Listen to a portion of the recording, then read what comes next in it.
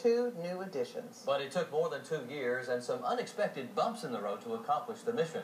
News 3's Tammy Terry has more on bringing Mercy and Moses home. Thanks. A Phoenix City pastor and his wife journeyed thousands of miles to the Congo to bring home children from an orphanage in the city of Goma. They share with me the inspiration and challenges to bring Mercy and Moses home to Phoenix City. My name is Mercy Kamis. My name is Moses Baba Kami. Meet Mercy and Moses. They're the newest members of the Cummings family.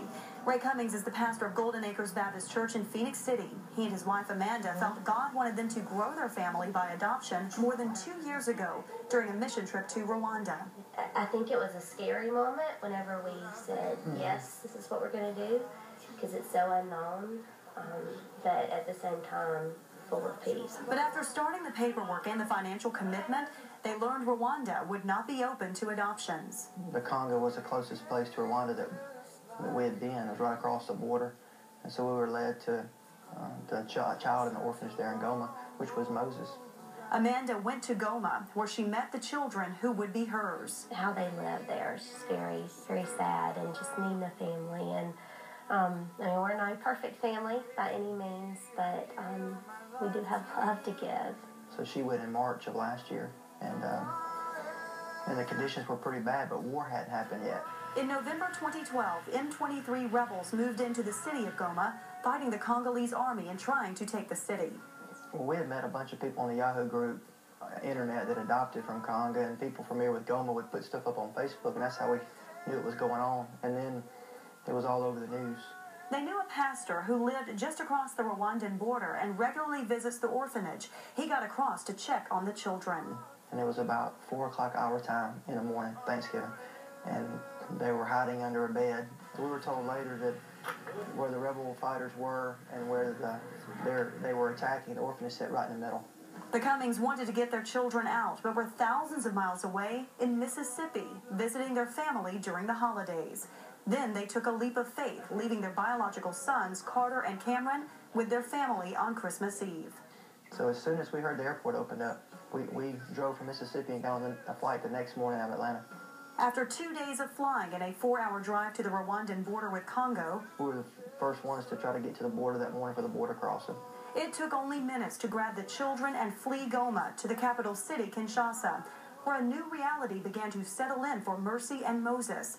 They would no longer have to go hungry. But even whenever we got him, like Ray said, he would stuff crackers and stuff in his pockets for the first couple of weeks just because he didn't know, this is how it's going to be. They spent over 6 weeks in Kinshasa living in a hotel, with Ray returning home for a brief period before coming back to swap places with Amanda. After all, Carter and Cameron had stayed with their grandparents for Christmas, but had to get back in school after the new year. Finally, on February 5th, the last documents arrived, and Mercy and Moses began the long journey home. Amanda, Carter, and Cameron were waiting for them when they arrived, with open arms and full hearts. I ran up and hugged them and knew that I had another brother and another sister. Looking back at the journey now, Cameron remembers being anxious at the same time. I was nervous, but I knew God would protect them, and if it was His will, He would.